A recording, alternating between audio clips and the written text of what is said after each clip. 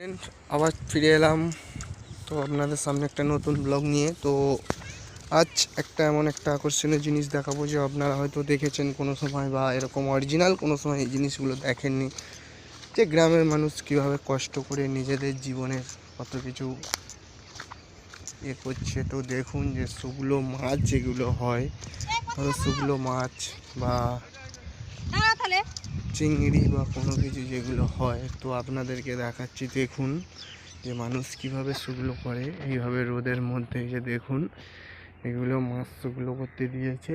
তো চিংড়ি মাছ যেমন দেখুন, এগুলো হচ্ছে আজ সকালে সমুদ্র থেকে তুলে নিয়ে এসে এইভাবে রোদে দিয়েছে। যতদূর দেখবে ততদিন শুধু চিংড়ি মাছ শুকনো পাবেন, ঠিক আছে। তো আরও দেখাচ্ছি, দেখুন এই যে কাঁচা মাছ বা কাঁচা চিংড়িকে কেমনভাবে শুকনো করতে দিয়েছে, দিয়ে এগুলোকে করছে। তো এই যে দেখুন এইখানকার মানুষজন কতটা কষ্টের মধ্যে কতটা কি করছে। তো দেখুন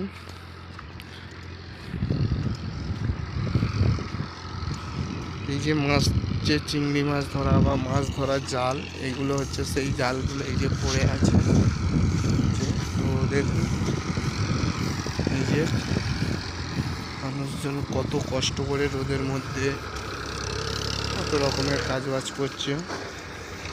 তো এই যেগুলো যেমন আজকেরই